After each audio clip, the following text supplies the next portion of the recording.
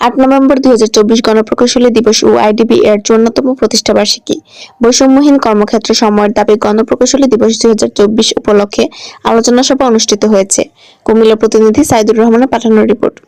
শনিবার 23 নভেম্বর কুমিল্লার নবাব ফয়জুন্নেছা বালিকা উচ্চ বিদ্যালয় অডিটোরিয়ামে institution of diploma engineers Bangladesh IDB Comilla জেলা শাখার আয়োজনে 8 নভেম্বর 2024 গণপ্রকৌশলী দিবস ও আইডিবি এর 54তম প্রতিষ্ঠাবার্ষিকী।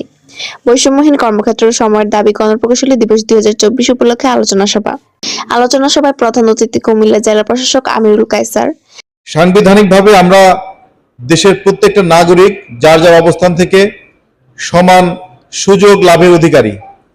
বৈষম্যের সুযোগ সংবিধানে নেই, যেটা এতদিন কাগজে কলমে ছিল। আমরা বিশ্বাস করি সামনের দিনগুলোতে বাস্তবে আমরা একটি বৈষম্যহীন সমাজ ব্যবস্থা এই বাংলাদেশে দেখতে পাবো।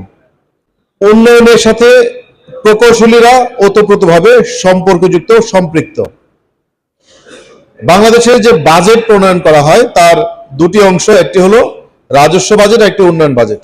এই রাষ্ট্রের বাজেটের প্রায় অর্ধেকটা অংশ বাস্তবায়নের সাথে আপনারা যারা প্রকৌশলীরা আছেন তারা ওতপ্রোতভাবে সম্পৃক্ত রয়েছেন।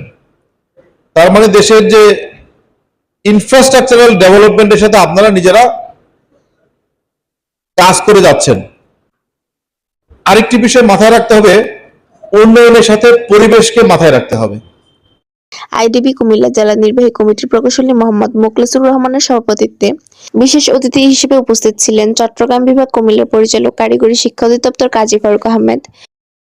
এই দেশকে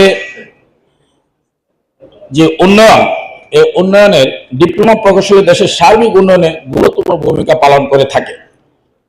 অন্তর্বর্তীকালীন কেন্দ্রীয় কমিটির সদস্য সচিব আইডিবি প্রকৌশলী কাজী সাখাওয়াত হোসেন, অন্তর্বর্তীকালীন কেন্দ্রীয় কমিটির যুগ্ম আহ্বায়ক প্রকৌশলী মোহাম্মদ এরশাদ উল্লাহ, যুগ্ম আহ্বায়ক মোহাম্মদ আলেক হোসেন জুয়েলের সঞ্চালনায় এই সময় আরও উপস্থিত ছিলেন মোহাম্মদ গোলাম জিলানী, মোহাম্মদ রোকন উদ্দিন খন্দকার, মোহাম্মদ আলমগীর হোসেন, জসিমউদ্দিন আহমেদ, সাজ্জাদ হোসেন, আজাদুর রহমান, মিনহাজ মাসুদ, ইসহাক মিয়াজ, আব্দুর রহমান মজুমদার সহ আরও অনেকে উপস্থিত ছিলেন।